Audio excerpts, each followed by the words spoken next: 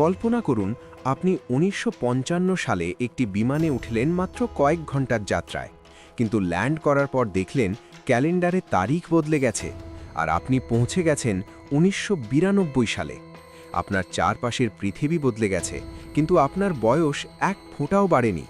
শুনতে science fiction মুভির মতো মনে হলেও ১৯৫৫ সালের ২রা জুলাই ঘটে যাওয়া প্যান অ্যাম ফ্লাইট ৯১৪ এর গল্পটি ঠিক এমনই এক রহস্যে ঘেরা।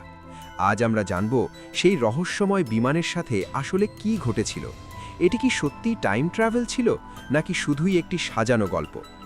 দিনটি ছিল ১৯৫৫ সালের ২রা জুলাই।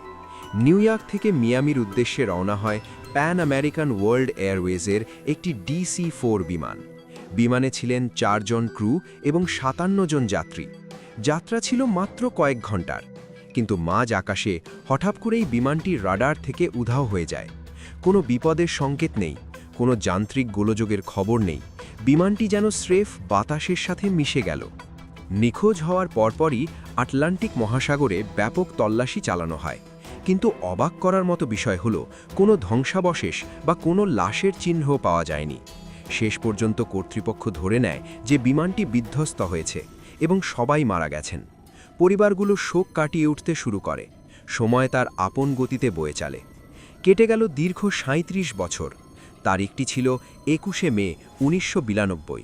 ভেনিজুয়েলার কারাকাস এয়ারপোর্টের এয়ার ট্রাফিক কন্ট্রোলার জোয়ান ডিলা কর্টে রাডারে অদ্ভুত কিছু লক্ষ্য করলেন।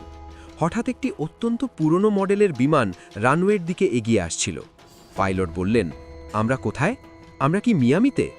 কন্ট্রোলার বললেন, না, আপনারা কারাকাস, ভেনিজুয়েলায়। আপনারা কারা? পাইলট বললেন, আমরা প্যান অ্যাম ফ্লাইট ৯১৪। ২রা জুলাই ১৯৫৫ সালে সকাল ৯টা ৫৫ আমাদের মিয়ামিতে নামার কথা ছিল। কন্ট্রোল টাওয়ারে সবাই স্তম্ভিত হয়ে যান। যখন পাইলটকে জানানো হয় যে আজ ১৯৯২ সাল, তখন পাইলট আতঙ্কিত হয়ে চিৎকার করে ওঠেন, ও খোদা, না! তিনি তাড়াহুড়ো করে বিমানটি আবার টেক অফ করেন এবং মুহূর্তের মধ্যে মেঘের আড়ালে অদৃশ্য হয়ে যান।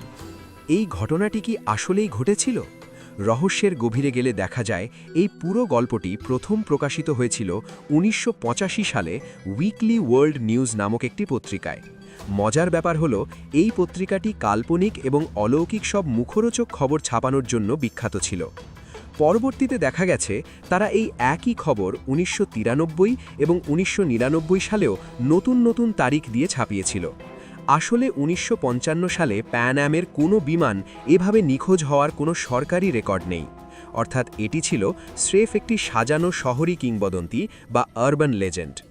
যদিও এটি একটি কাল্পনিক গল্প, তবুও টাইম ট্রাভেলের এই রোমাঞ্চকর ধারণাটি আজও ইন্টারনেটে কোটি কোটি মানুষকে অবাক করে। আপনি কি মনে করেন ভবিষ্যতে কখনো মানুষ অতীত বা ভবিষ্যতে ভ্রমণ করতে পারবে? কমেন্টে আমাদের জানান।